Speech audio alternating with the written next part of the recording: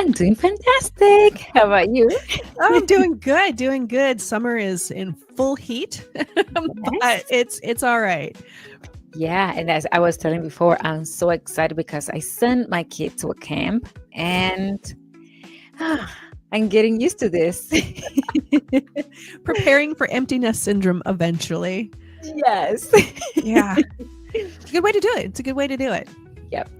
So let me ask you a question really quick. Okay. When was the last time that you stopped and thought, wow, I am so grateful in this very moment? And it's not because everything was like perfect, because even in the middle of our crazy, sometimes we can still find something good.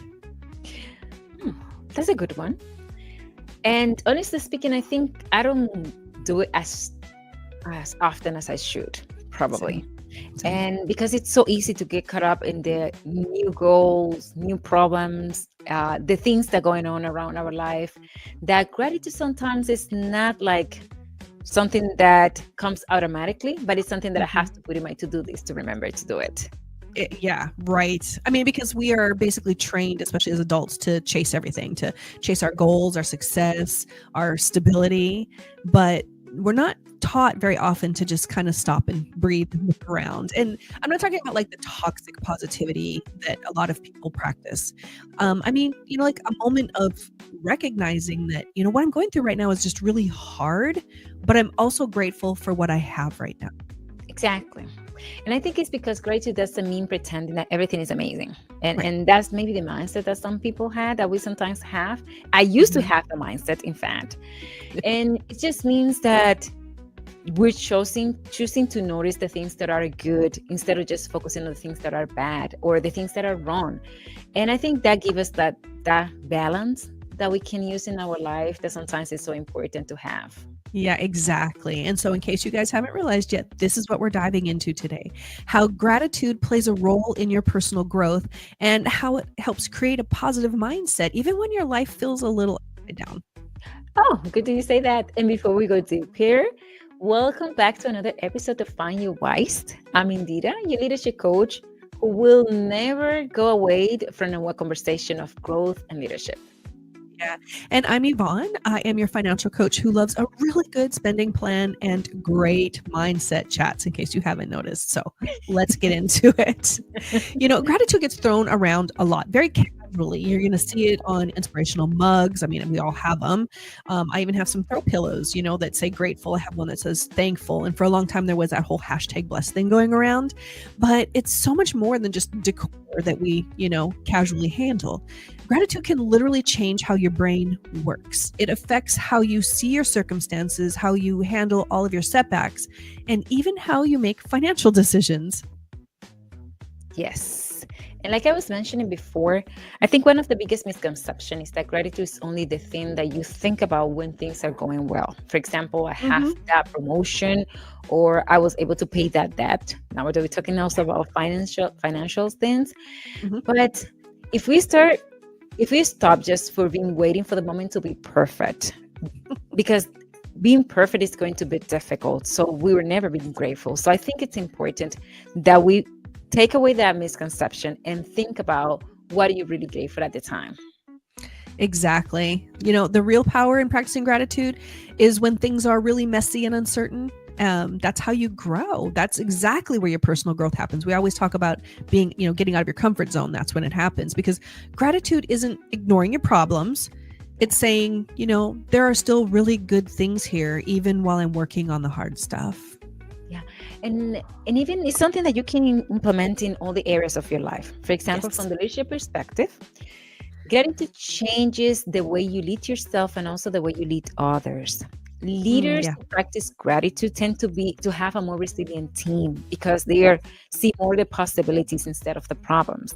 And personally, gratitude helps you to keep away the imposter syndrome. Because instead of thinking I'm not good enough, because something that we always suffer from, we start thinking about I'm grateful for having this opportunity to grow, to learn, and even mess it up sometimes. Exactly. Well, let's go ahead and talk about how gratitude impacts your finances, like I brought up, because it actually surprises people that it does. When you're constantly focused on what you don't have, you're going to make decisions out of fear and scarcity. Like, Yeah. I need to buy this right now because I might not be able to later. So you can also stay stuck or not even try to improve if you think, what's the point? I'm never going to get ahead. Yeah. And that's true. And because I think gratitude helps us to shift into that abundance mindset. And this is Mhm. not woo way. It's something that is practical. And I can tell you that even caused an impact in my life because you can start seeing the things that you have. Because, for example, how do you feel if every time that you make a payment, you really write a thank you note to yourself? Thank you for all the money that I have been given throughout my life. Yes. Do you think that you make a difference in you on you? That's exactly what I started doing. Do you remember I told you about the book that I read Mhm. about the magic? That's one of the exercise, and I started implemented that exercise, and it really shifted my perspective. Absolutely. It creates confidence, Yes, and exactly. financial confidence leads to better choices. Like, it might cause you to start saving consistently because, have something in the future to look for, investing long term. It might also mean that you're now able to have some real honest money conversations with your, spouse or a business partner, even. Correct. Yeah. And especially, for example, in that specific case, you start seeing removed from the scarcity mindset, say, at least I have enough to be able at least to pay my bills. Yes. And you start being grateful for that. Yes. Yes. So now, what do you think if we can talk about how gratitude rewires our brain? Science nerd moment. You love I that. love it. Yep. Let's do it. There are studies again on this and that show that people who practice gratitude regularly have stronger neural pathways. I mean, it's scientific. And those neural pathways show that they are connected to your happiness and well-being. And it can even lower your stress hormones like cortisol. And I know we're all looking at ways to do that. It lowers inflammation and everything. So basically, gratitude is like a free brain upgrade, but you don't need a subscription. I love that because it's not complicated. Yeah. Because we don't need to sit down for hours meditating on No. gratitude. It's simple, like, for example, writing down 3 things that you feel thankful for every morning. And for example, or even pausing at every meal and recognize that you've been blessed because you have food on the table. It's Absolutely. paying attention to the simple things, and you start seeing that those simple things really create magic in your life. It does. I mean, gratitude affects everything. I remember when I first moved here and I was in the middle of the whole job hunt, the house hunt, and everything else. And of course, you get all those months of rejection, you get going through stress, bills are piling up. Yep. But I did start that practice of writing down things that I was peaceful for, that brought me peace, not necessarily gratitude, but that were bringing me peace. And sometimes it was just, that Nordy was here and he was curled up next to me.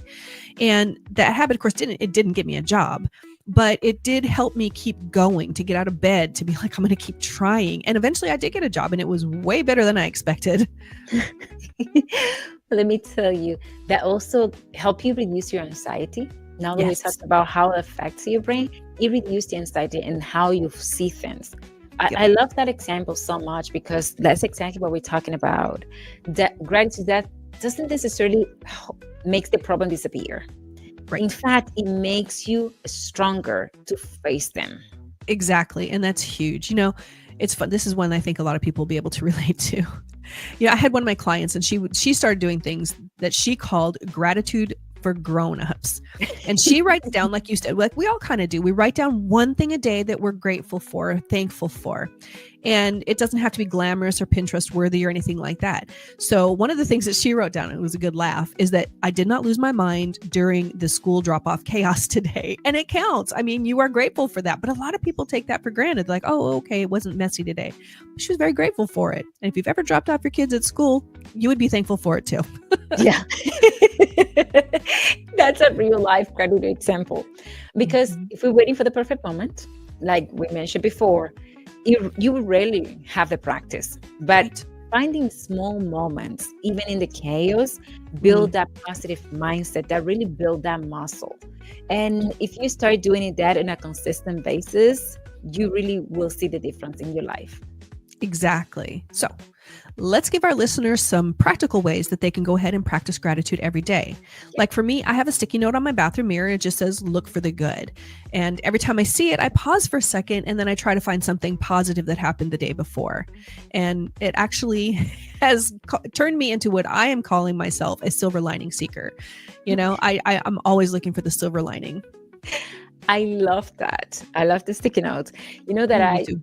like I said, I read this book, The Magic, and I still do, if a few years ago, but I still continue with some of the exercises that I learned there.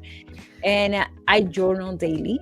And the main thing that I do is, for example, in the morning, I write things that I'm grateful for. Yes. But at the end of the day is that I have to write one thing that I'm grateful for. And that practice takes me throughout my day, to my whole day, and recognize all the little things and pick one. But the fact of picking one is because I already check on the other ones to see, wow, what I was grateful for. And sometimes I don't know, my kids laugh at me and say, oh my gosh, you glaze the sun, but sometimes it looks different. Yep. So just the fact that you go outside, say, wow, beautiful sun, you start recognizing, and I start putting those things down. And it really helped me to recognize the things that I'm living and how grateful I am. It's good. And it's something that could be a really good idea for a family as well. Like if you get together for dinner, you can sit around the table and ask everyone to share what they're grateful for that day. Because, we talked about that with Darren, how he and his wife do that every night at dinner. It's not just a grateful thing, but they do several things. But I think it's a great thing to do because even when you involve your kids, especially when you involve your kids, it helps to build that muscle at a much earlier age. And so they're not going to struggle with it like we tend to as adults. Yes, I really love that, including that in your family dinner, because sometimes even the people that believe some one different person is responsible for the prayer and being grateful for. I love that. Yeah. One thing, that example that I explained, something that we can also use as an entrepreneur or people in our career leadership, is take a moment at the end of the day and reflect on one win that you have. It doesn't have to be huge. It could be, for example, I sent the email that I was putting off. I finally got through that difficult conversation that I didn't want to. It didn't went out as bad as I thought. Or even I finished that invoice. Whatever. The important thing is you start acknowledging those small moments. And once you start applying to yourself, you will see that you will start applying similar exercise to your team, and that will really bring engagement. Exactly. So today, if you are listening and you feel like your personal growth might be a little bit stuck or your finances feel heavy, start really simple. Find that one thing. We talk about that all the time. One thing that you can be grateful for right now and count that small win. Yes. And watch out how that one small habit shift can change your whole perspective. Because gratitude doesn't ease your challenges. In fact, it gives you strength to face them with more hope, more resilient, and even better choices. Exactly. Well, friends, that is your whys for today. And if this episode encouraged you, share it with someone else who needs a little bit of a gratitude reminder. And if you want more tools for your personal growth, make sure you're following us on Find Your Whys. Yes. And we'll see you next time. And hey, we are grateful for you. Very. Bye. Very grateful. Bye-bye.